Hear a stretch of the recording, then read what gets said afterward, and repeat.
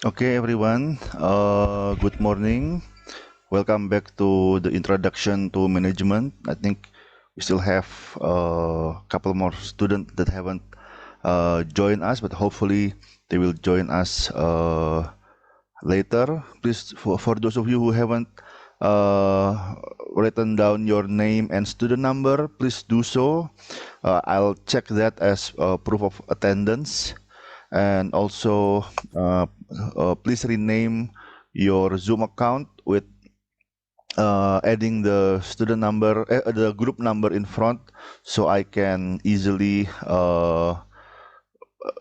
organize the breakout room at the end of the session. Okay, and also I'd like to notify that the lecture recording, last week's lecture recording have been uploaded to Emas, so you can review the lecture material on Emas.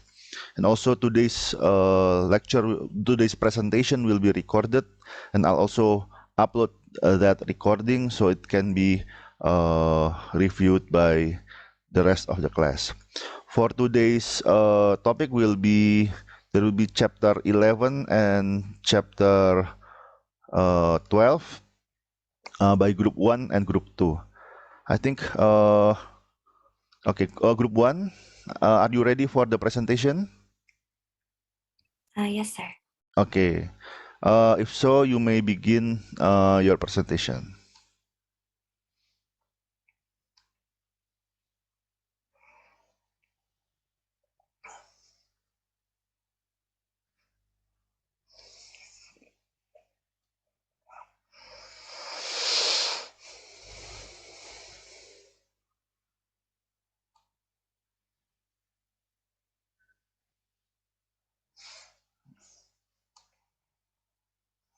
Okay. Okay, we can see your slide. Okay, good morning, everyone. We are from Group 1, and for today's presentation, we'll be discussing organization structures from Chapter 11.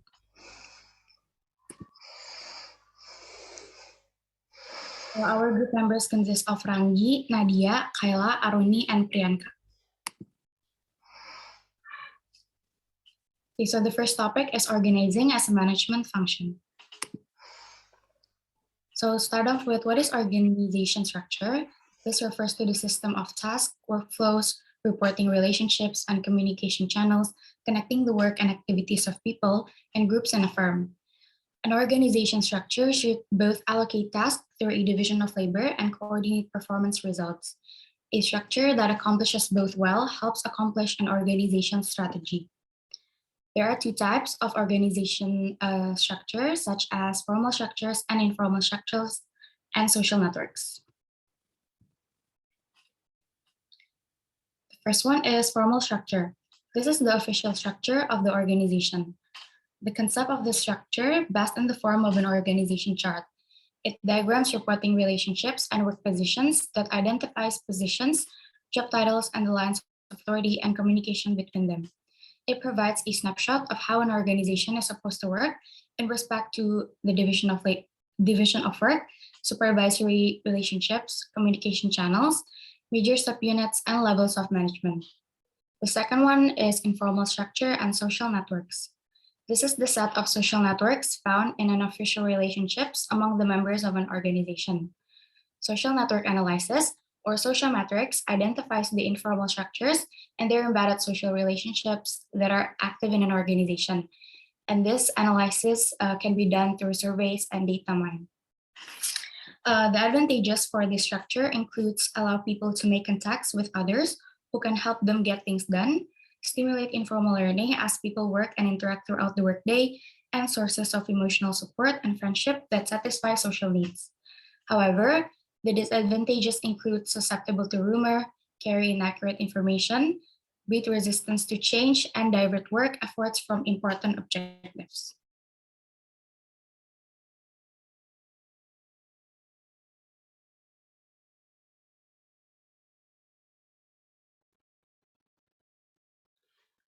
Next, continued by the traditional organization structure. So first of all, there are three types of traditional organization structure. The first one is the functional structure, and then the divisional structure and the matrix structure. So first of all, starting with the functional structure, it is people with similar skills perform similar tasks that are being grouped. Example of business firms, as we can see, is the president. There are below there is a chief sales officer, chief finance officer, chief technology officer, and chief talent officers. So example, under the chief sales officer, there are sales tasks, marketing and customer satisfactions analysts, and etc. They have the same responsibility, which is managing the sales growth of the firms. That, of course, they perform similar tasks, they have the same goals, and they also have the similar skills, right? So large companies often favor functional structures because each department can hum along independently, which leads to greater efficiency. And a conflict in one department will not necessarily lead to a bottleneck throughout the company. So this is why some companies expect better efficiency in terms of each department's working experience and performance. And the advantage there, of course, about expertise and work well together. The first one is the economies of scale. And then there is task assignment consistent. There is high quality technical problem solving, in-depth training and skill development within functions, clear career path within functions. And what does economies of scale does mean is there are cost advantage reaped by companies when productions becomes more efficient. So companies can achieve economies of scale by increasing productions and lowering the cost. And then, of course, in the functional structure, of course, there are disadvantage, which is the primarily focus on its own concerns, avoid communication with other functions, and neglect big picture issues. Next, please.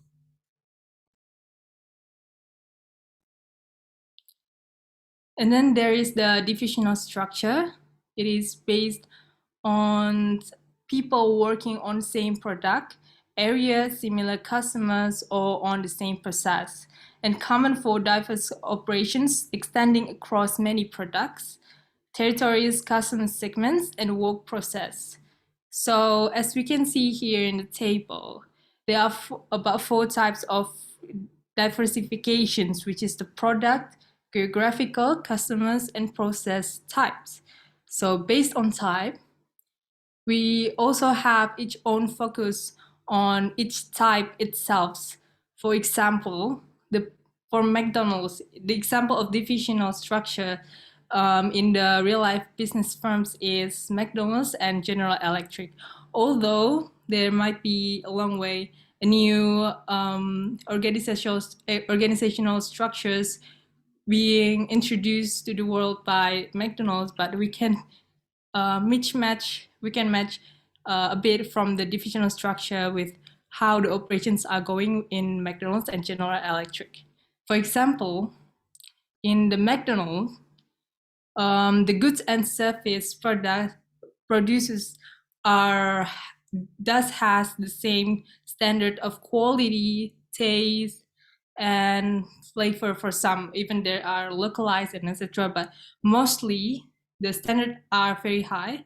The quality are all the same, and McDonald had performed a successful in this point. So, and then continued by the geographical, which is the location of activity. This team focused on each divisions of Asians and Europe divisions. For example, in General Electric, as we all know, it is a firm that focus on electric components that are being used frequently in the aviation industry. The locations, however, are very important because However, business firms cannot just open a shop and expect that everything will go well, but a firm needs informations, needs customer preference and satisfactions from each locations and area. Either it is about the environment's conditions, about the geographical, and etc. And of course, McDonald's has 30,000 restaurants and 119 in 119 countries around the world. And then for the customer, of course, if we ever went to McDonald's and we saw a very hardworking guy, that must be the HRD. And that's why because McDonald's really noticed that how important it is in terms of customer service and maintaining its human resources to satisfy the customers. And then, of course, the process activity is part of same process. As we all know that McDonald's had the same process around the world that had the best standard and high quality, which supports and contributes to huge success to McDonald's MNCs nowadays. Next, please.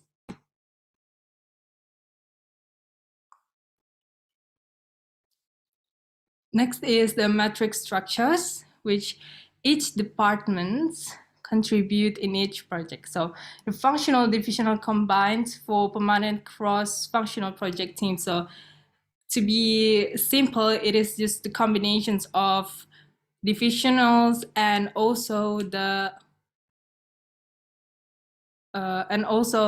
functional combinations. And for example, as we can see from the diagram, so example, if a firm wants to develop a new product, it needs engineers, designers, marketing, financial, productions, and etc. working together. So of course, it came with the advantage, as we can see here, better communications, improved decision making, flexibility, customer service, performance, and improved strategic management because they are collaborating.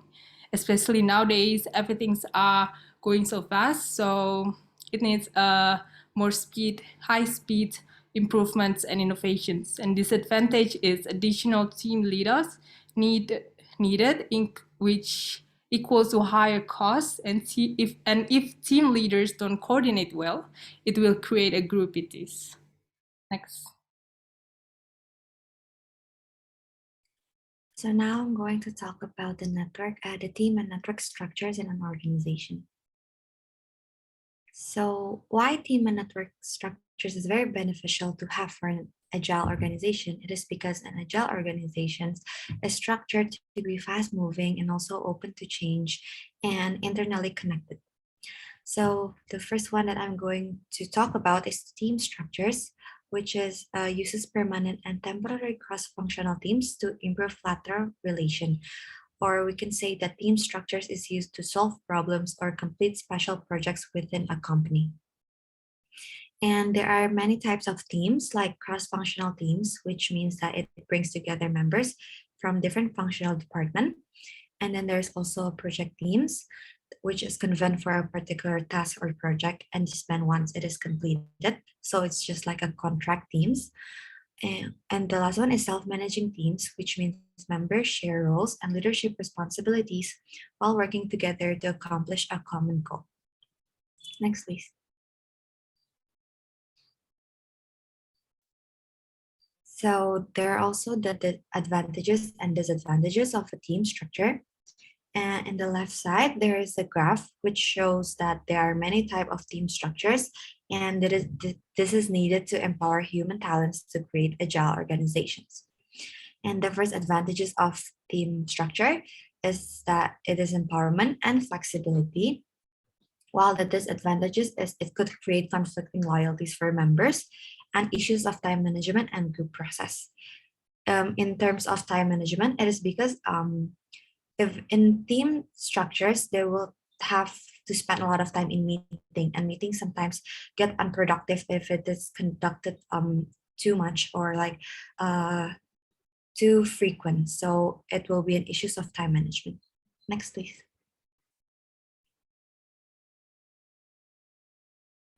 So the next one that I'm going to talk about is network structures, which uses information technologies to link with networks of outside suppliers and service contractors.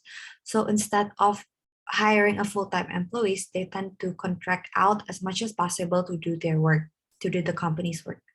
So the first strategy that the network structures use is strategic alliance, which means cooperation agreement with another organization to jointly pursue activities of mutual interest. There are two types of strategic alliances. The first one is purchase services, such as accounting or product distribution. And the second one is supplier strategic alliances, or guaranteeing a smooth and timely flow of quality supplies. Next, please.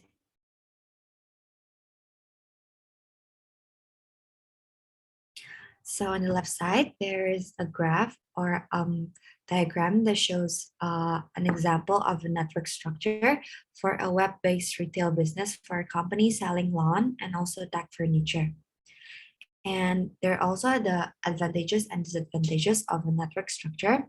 The first one is it will be a lean and fast structure. And the second one is it will help organizations stay cost competitive by reducing overhead costs and increasing operating efficiency. While the disadvantages is the more complex the networks, the harder they are to control and coordinate. And there will also be a lack of loyalty among contractors because it is outsourcing. That's it from team and network structures.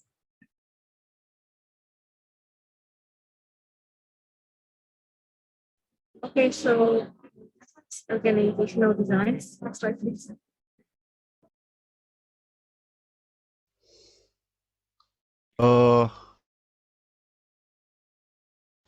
We cannot hear your voice. Can you repeat the presentation? Can you hear my voice now? It's still a bit weird. The sound still a bit weird. Can you change your microphone, perhaps?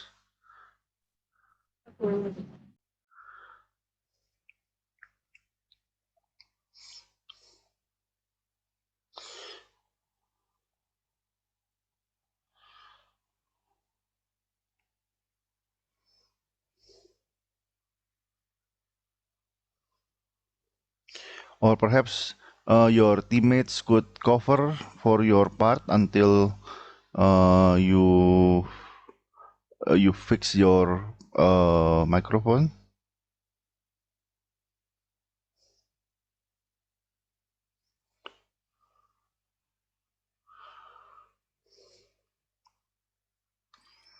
Okay, so I will cover for the first slide Okay. as my microphone is having a problem. So this one is going to talk about organizational designs, which means a structure building procedure with the goal of completing the mission and achieving objectives.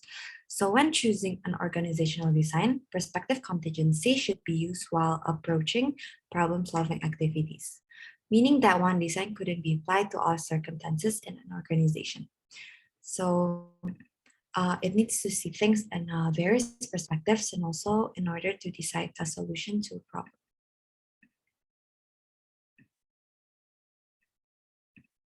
Next, please.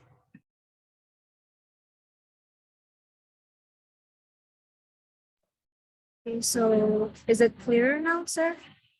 Yes, much better. Okay. So the next one is mechanistic and organizational designs. So essentially, the first one is a classic bureaucracy, where it's a type of organization that emphasizes logic, order, and the appropriate implementation of formal authority. These include defined division of work, a hierarchy of power, established norms and procedures, competency-based advancement. But unfortunately, bureaucracies are often associated with the term red tape, which implies that it has complex rules and procedures involved in order to just finish a mission. Therefore, there are two alternatives to an organization design based on the firm's external environment. The first one is a mechanistic design, where it involves many rules and procedures are centralized, and there is a defined division of labor, restricted control spans, and formal coordination. This design is preferable for stable and routine environments, but has issues when implemented in a more dynamic environment. The second one is an organic design, which is it's decentralized with less rules and processes, open labor divisions, road control spans, and greater personal coordination. This design is more agile, where it is able to change forms quickly and adapt to changing times easier compared to the mechanistic design. Next slide, please.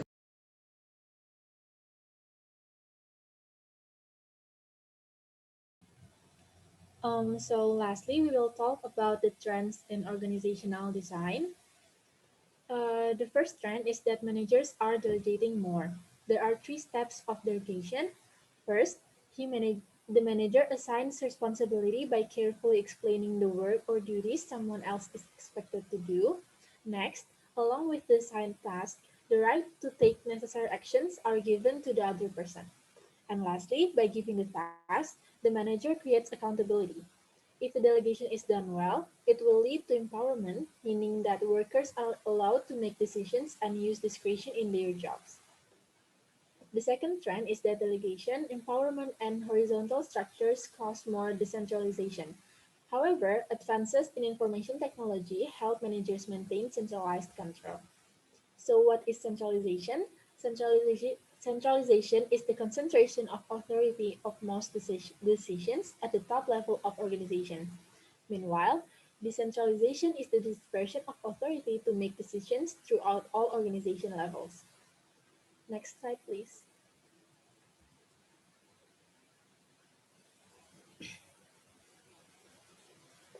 The next trend is that organizations are cutting unnecessary levels of management and shifting to wider spans of control. Span of control is the number of subordinates directly reporting to a manager. Organizations with a tall structure have a narrow span of control and more managers, therefore more costly, less efficient, less flexible, and less customer sensitive. Meanwhile, flat structure organizations have a wide span of control and fewer levels of management. They are more agile, thus workers are able to gain more empowerment and independence. The last trend is that organizations are lowering costs and increasing efficiency by employing fewer staff personnel and using smaller staff units. This trend arises because organizations sometimes find that staff size grows to the point where its costs exceed benefits due to line staff distinctions. Next slide, please. Thank you. So that's all for our presentation. Thank you for watching. Okay, thank you for group one. Before we move on to the second presenter, is there any question from the student? Please note that you need to make a summary and also a reflection, self-reflection notes on what you have learned from chapter 11 and also chapter 12. Any question? Okay, if there's no question, let's move on to the second group. Group 2, are you ready to present? Yes, sir. Wait a minute. Okay. Okay, you may begin preparing for the presentation.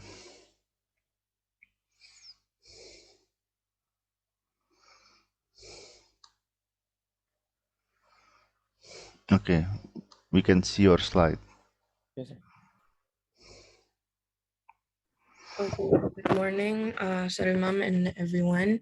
We are from Group 2, and we are going to present about the organizational culture and change.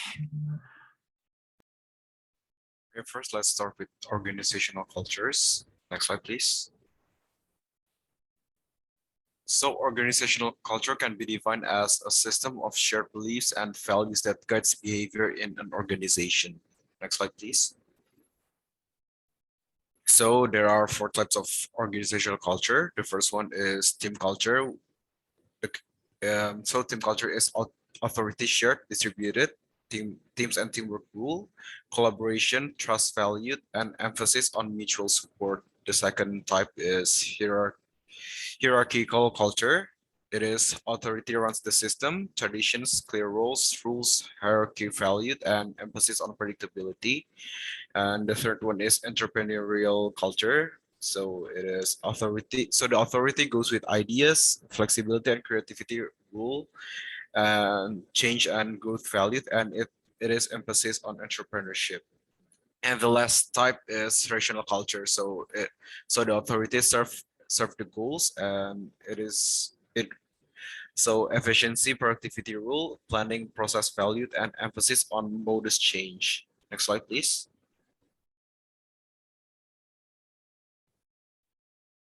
So to have a strong and positive organizational culture should be one of the goals of an organization.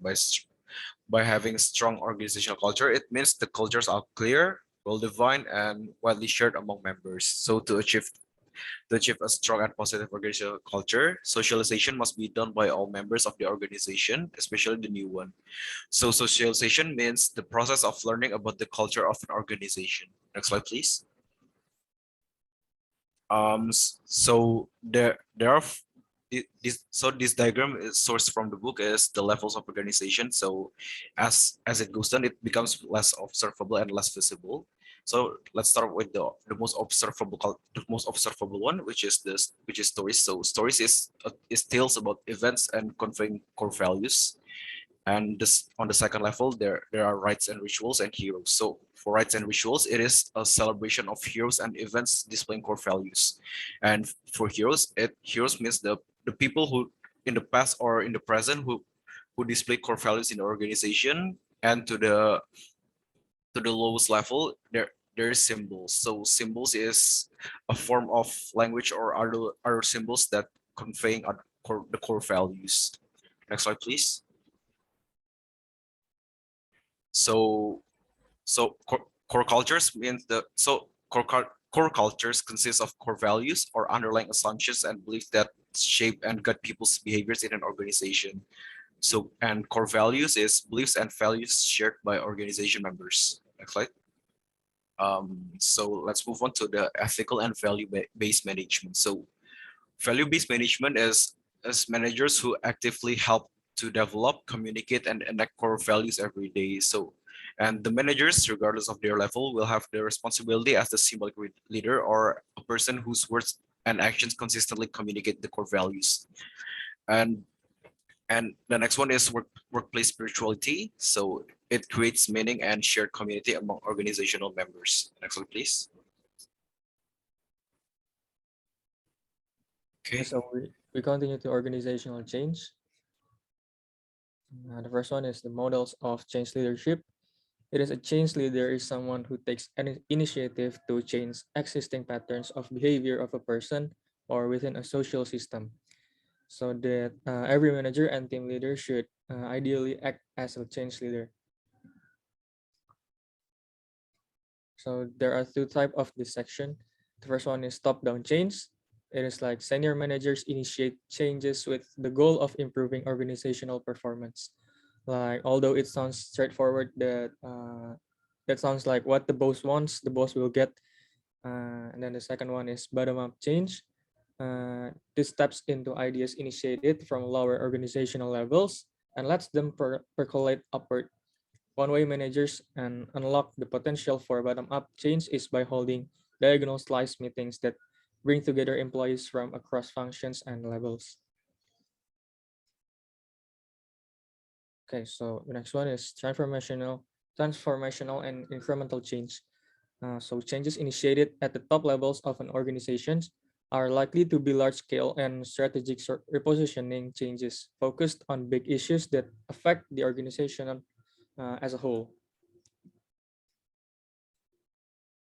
Okay, so the transformational change is a radical or frame-breaking change that results in a major and comprehensive redirection of the organization. And then the second one is incremental change. It is the modus frame-bending change. It basically bends or nudges current systems and practices to better align them with emerging problems and the opportunities. The intent isn't to break and remake the system, but rather to move it forward through continuous improvements. Okay, so move on is phases of plan change.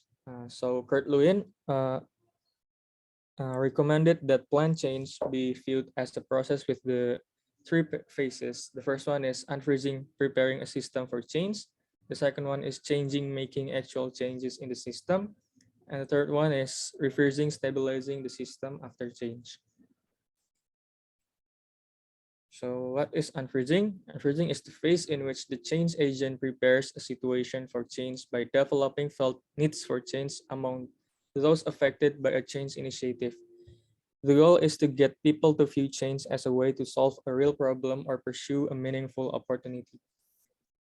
And next one is change. The actual change are made in such organizational targets as tasks, people, culture, technology, and structures.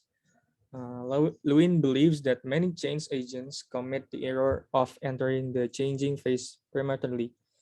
They are too quick to change things and end up creating harmful resistance or pursue a meaningful opportunity. Third one is refreezing. It is the phase at which the change is stabilized. It is accomplished by linking change with appropriate rewards, positive reinforcements, and resource support. When refreezing is done poorly, we end up preparing for more change even before the present one is fully implemented. The next one is improvisational change, where adjustments are continually made as aspects of the change initiative are implemented. A change leader can succeed in such situations by continually gathering feedback on how the change is progressing and then improvising to revise and customize the new technology to best meet users' needs and address their concerns about the complexity of the new system. Next, please. So here are the change strategies. The first one is the forced coercion strategy, which it pursues change through formal authority and or the use of rewards and punishment. So this strategy believes that people are motivated by their self-interest and by their potential and for personal gains or losses. This forced coercion is the most useful for an unfreezing strategy to break old patterns and encourages willingness to try new approaches. The next one is shared power strategies, which pursues change by participation in assessing change needs, values, and goals. So this empowerment is based highly on collaboratives.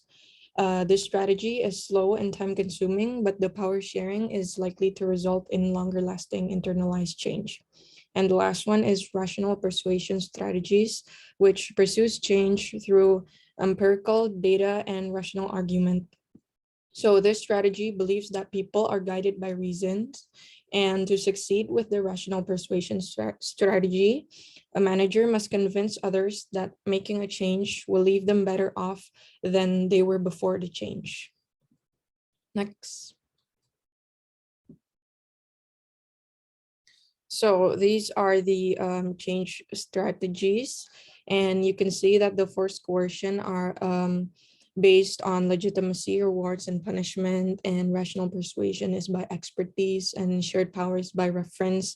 And you can see that like the forced coercion is the fastest out of three, but it has a low commitment and only temporary compliance, whereas the shared power is the slowest, but it has the highest commitment and longer term internalization. Next. So next is the resistant to change. There are a couple of common reasons why people resist change. The first one is the fear of the unknown, is that people don't understand what is happening and what comes next. There's disrupted habits where they feel upset to see the end of the old ways of doing things. The loss of confidence where they feel incapable of performing well under the new ways of doing things, and loss of control where they feel like things are being done to them rather than by them or with them. And poor timing is the feeling overwhelmed by the situation, that things are moving too fast. And work overload is not having the physical or emotional energy to commit to the change. Loss of face is the feeling of inadequate or humiliated because the old ways weren't good enough. And lastly, the lack of purpose, which is not seeing a reason for change and not understanding its benefits. And there are ways to monitor the resistance by these checkpoints. So there are four. The first one is to check the benefits, is to see whether there are any advantages for the change for the people and for the organizations. The next one is to check the compatibility, which to see if the change is breaking any comfort level or threatening the people and the organization. The third one is check simplicity, to check whether if the change is complex or simple, and if the change can give access to training and assistance that is easy to achieve. And the last one is to check the triability, is to check whether the change is moving too fast, or if people can make little by little adjustments and not rushing the change. Next. That is it for our group. Thank you very much. Okay, thank you, Group 1 and Group 2. So basically Group 1 discuss about organizational structure, while Group 2 discusses about culture and also change strategy. And it's actually in line, it's actually related with the topic we've discussed last week about strategic management, in that in an ideal world, strategy should determine the structure and culture. So in an ideal world, the structure of a company and the culture of the company must support the strategic objective of the company. But that's usually in the long run. That is the goal. But in the short run, sometimes strategy must adapt, must align itself with the existing structure and culture, because changing culture, changing structure is not an easy task. It's often hurtful. So it's often painful to change your structure, to change your culture, and there will be plenty of resistance. But after this, I will show you perhaps three short videos in a series on Apple, describing their structure, their change process, and how they become successful nowadays. But before I show you that video, I'd like to inform for the next group, Group 3 and 4, and the subsequent group, that the group presentation for next week should be pre-recorded. Okay, so I will ask you to record the presentation of class and submit it through the assistant using Google Drive link, and send it to me through the assistant by, let's say, by Monday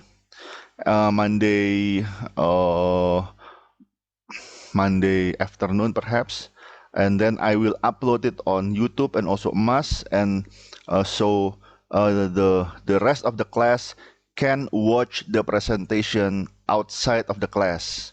Why? Because we want efficient use of our time. We can move the presentation segment out of the class, and we will focus more on case study activities and also discussing your final project. So perhaps for Group 3 and 4, for chapter 13 and 14, please submit a presentation, a video recording of your presentation by Monday, perhaps 4 p.m. would be great. So it also can prevent technical issues. So if there's technical issues, it won't disrupt the flow of the class. Is there any question about the topic or about how the process of the presentation for next week from group 3 and 4 perhaps. Any question? Okay, if there's no question, let's move on to the next segment, which is a video. So I will show you, wait a second. Share screen. Okay.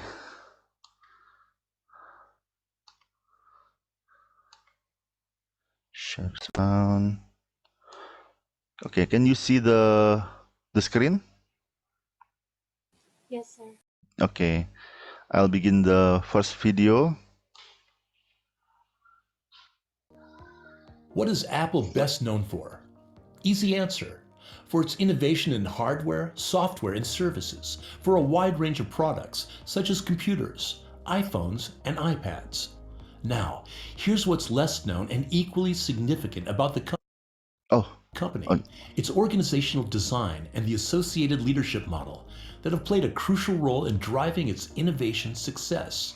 It all began after Steve Jobs returned to Apple as CEO in 1997. One of his first acts on his return? Laying off the general managers of all the business units in a single day. Not a move that inspires a welcome party, but there was a method to Jobs' madness. Apple at the time had a conventional structure for a company of its size and scope. It was divided into business units, each with its own profit and loss responsibilities. Jobs believed this conventional management stifled innovation. He put the entire company under one P&L and combined the different functional departments of the business units into one functional organization. Simply put, a functional structure divides an organization into departments based on their function. These departments are headed by functional managers who are experts in the roles they supervise. The functional structure, which Apple retains to this day, ensures that those with the most expertise and experience in a particular domain have the decision rights for that domain. Senior vice presidents at Apple, then, are in charge of functions, not products. As was the case with Jobs before him, current CEO Tim Cook occupies the only position on the organizational chart where the design, engineering, operations, marketing, and retail of any of Apple's main products meet. In effect, besides the CEO, the company operates with no conventional general managers. Apple's structure is based on two views. First, the organization competes in a market with a high rate of technological change and disruption. It has to rely on the judgment and intuition of technical experts who can predict which technologies and designs are likely to succeed. General managers are unlikely to be able to do that. Second, Apple's commitment to offer the best possible products would not be achieved if cost and price targets were the fixed parameters within which to make design and engineering choices. Instead, R&D leaders are expected to weigh the benefits to users against cost considerations. A case in point is the decision to introduce the dual-lens camera with portrait mode in the iPhone 7 Plus in 2016. Paul Hubel, a senior leader who played a central role in the portrait mode effort, and his team were taking a big risk. If users were unwilling to pay a premium for a phone with a more costly and better camera, the team would have less credibility the next time it proposed an expensive upgrade or feature. The camera turned out to be a defining feature for the iPhone 7 Plus. Under a traditional structure, Hubel would not have been empowered to take such a risk, and the feature would likely not have been made because traditional cost and price analysis lack a deep understanding of users' needs. It's easier to get the balance right between attention to costs and the value added to the user experience when the leaders making decisions are those with deep expertise in their areas. This explains Jobs' decision to change the way Apple works. The combination of its organizational structure and its leadership model not only saved the company from bankruptcy, but also transformed it into one of the most influential tech companies in the world.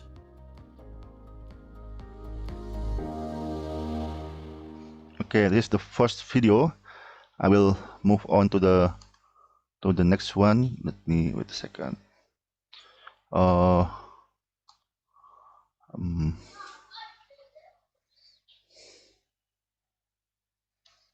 let me check.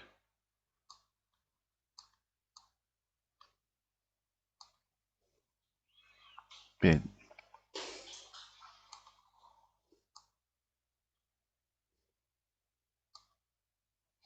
Okay. Can you see the new video slide? Yes, sir. Okay. Back in 1997, Steve Jobs implemented the functional structure at Apple.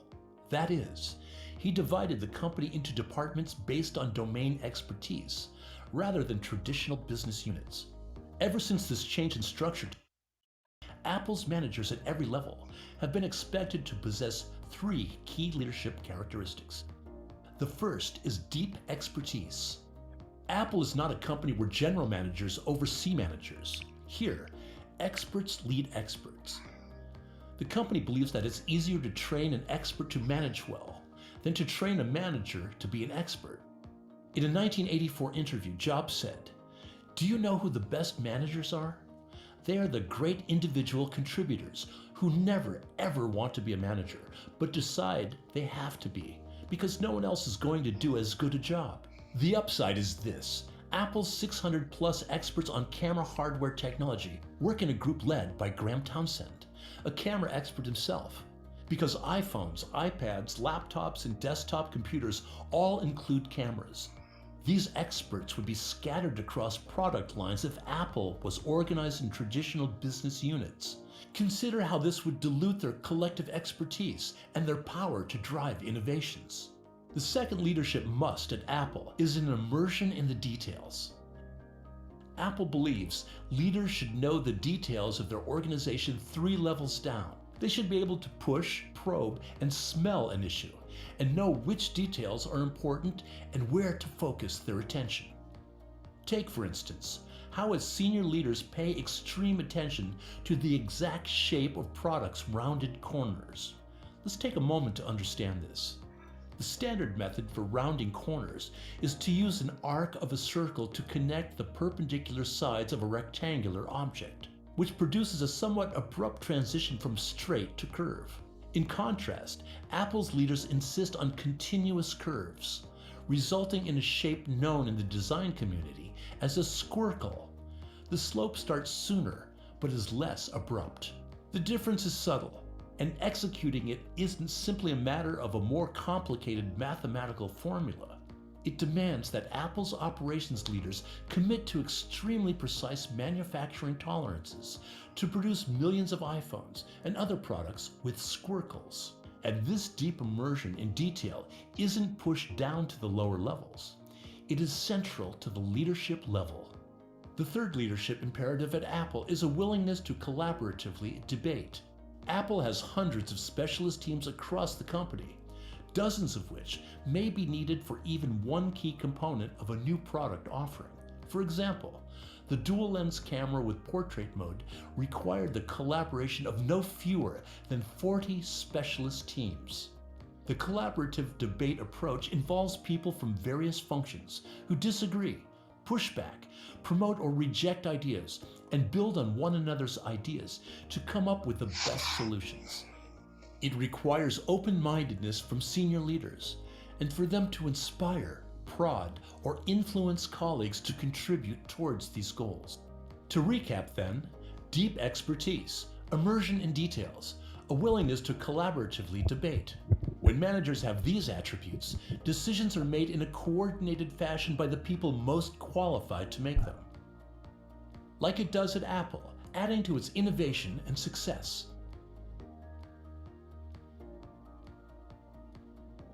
Okay, this is the second video. Okay, now we have the final video, and after this, we'll do a short discussion. Wait a second. What? Okay. Can you see the video, the screen? Yes, sir. Okay. Does leadership change when a company grows from 8,000 to 137,000 employees? It does, and Apple shows us how. Apple's way of organizing by function rather than traditional business units has led to innovation and success over the past 2 decades. But there have been challenges, especially with revenues and headcount having exploded since 2008.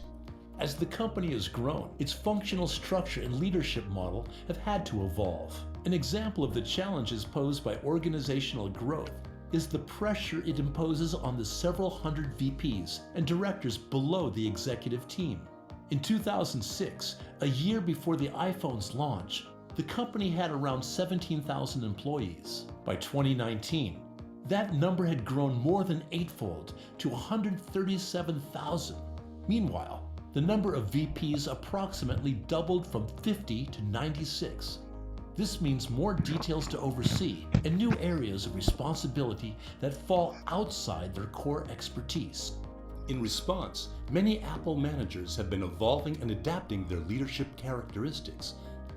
Experts leading experts, immersion in the details, and collaborative debate.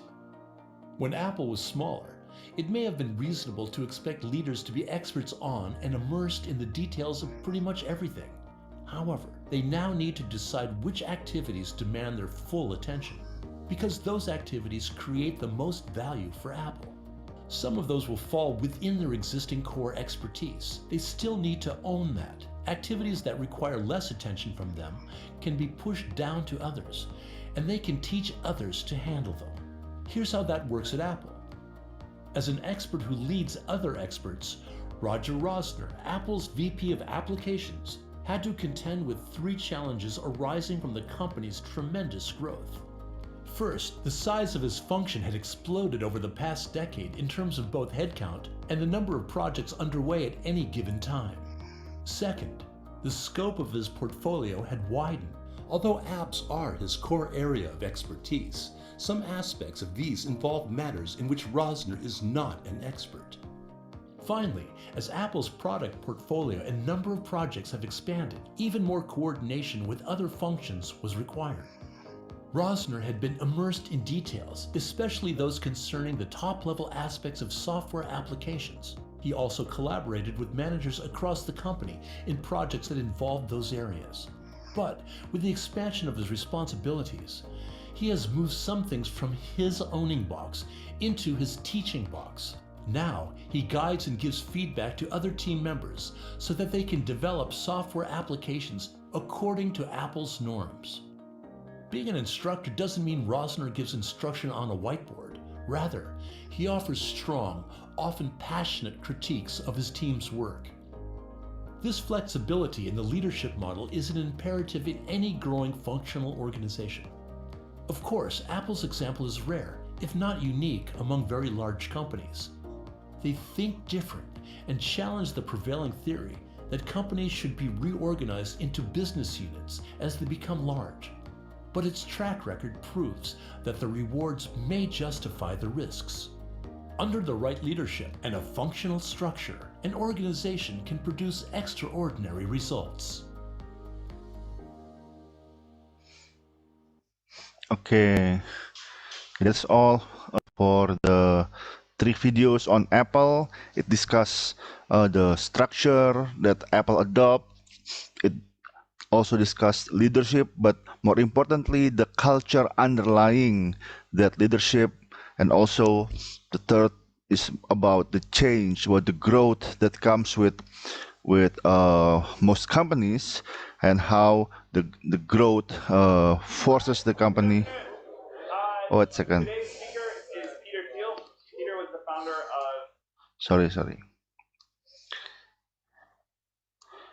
Okay, let me go back to my last point. Most company wants to grow, but that growth change how things operate, and so the company's structure, the company's culture needs to adapt, needs to adjust with the growth. So for that's for the class activity. for session 7, I'd like you to discuss, okay, discuss within your group regarding the functional organization concept that enables Apple to succeed, and also not only about the structure but also the culture and the adaptation, how Apple adapt to the growth that that makes Apple rare, if not unique, and enables it to be one of the biggest biggest biggest company in terms of value. I think more than $1 trillion. So discuss it in the group, but when you write down, please use your own words. So if it's similar, that's fine, but do not copy paste your friend's answer. So use your own words to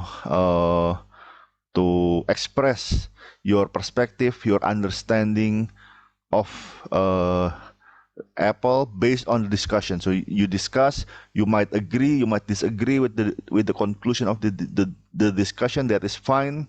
What you should write down should be your own perspective based on the discussion. But the discussion should hear multiple perspectives. So hopefully, perhaps the learning will be more than if you simply write down your perspective without first discussing with your group.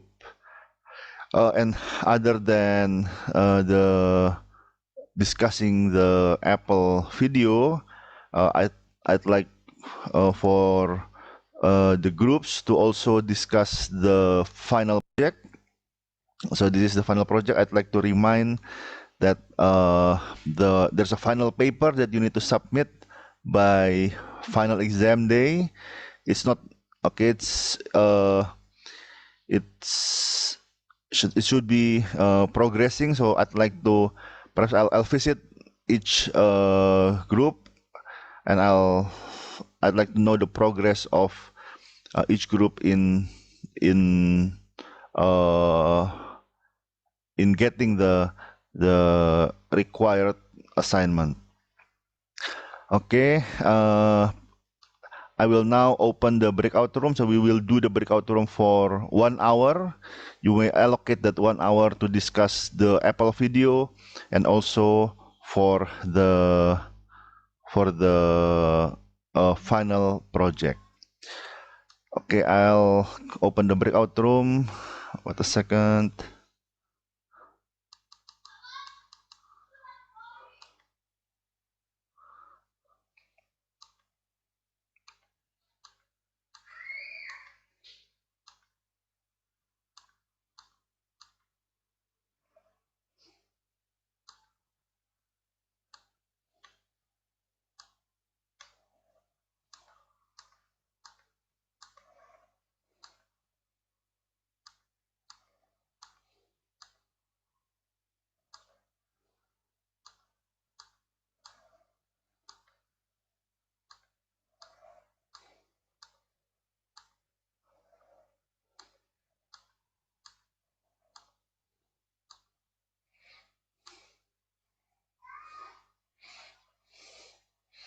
Okay, I've opened the breakout room.